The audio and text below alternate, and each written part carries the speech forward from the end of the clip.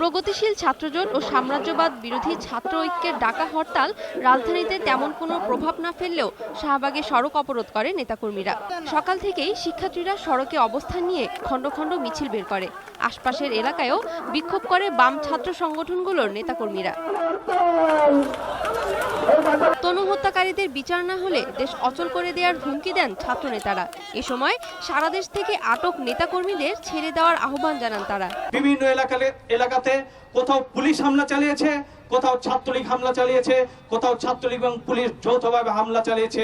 বিভিন্ন জায়গায় কিন্তু আমাদের নেতৃবৃন্দকে গ্রেফতার করা হয়েছে, কিন্তু আমরা দেখতে পাই এর বিপরীতে যারা ধর্ষক, নিপীড়ক, খুনি তাদেরকে গ্রেফতারের জন্য কিন্তু আমাদের সরকার এবং রাষ্ট্র তারা কিন্তু এত পরিমাণ বদ্ধপরিকর নয়। আমাদের উপর এই নির্মম আক্রমণ এবং সরকারের এই ফাঁসিবাদী আচরণের প্রেক্ষিতে আগামীকালকে সারা দেশে বিক্ষোভ কর্মসূচি ঘোষণা করছি।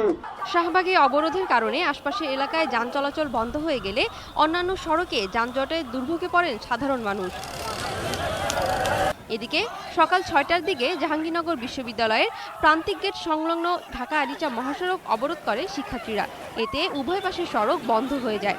অবরোধ তুলে নেওয়ার কথা বললে জাহাঙ্গীরনগর বিশ্ববিদ্যালয়ের প্রক্টর তপন কুমার সাহার সাথে শিক্ষার্থীদের বাকবিতণ্ডা হয়। এক পর্যায়ে পুলিশের সাথে শিক্ষার্থীদের সংঘর্ষ বাধে। এতে পুলিশ সহ ২০ জন আহত হয়। আটক করা হয় ১১ জনকে। পরে পুলিশি হামলার প্রতিবাদ ও প্রক্টরের পদত্যাগের দাবিতে প্রশাসনিক ভবন অবরোধ করে শিক্ষার্থীরা। বরিশালে অশ্বিনী কুমার হলের সামনে সদর রোড অবরোধ করলে পুলিশ শিক্ষার্থীদের লাঠিচার্জ করে ছত্রভঙ্গ করে দেয়। এতে আহত হয় ৫ জন। এছাড়া নারায়ণগঞ্জ, গাজীপুর, রংপুর, সিরাজগঞ্জ, জয়পুরহাট, চট্টগ্রাম সহ বিভিন্ন স্থানে হরতালের সমর্থনে মিছিল করে শিক্ষার্থীরা। মহিতুন রিয়া, ২১ টেলিভিশন।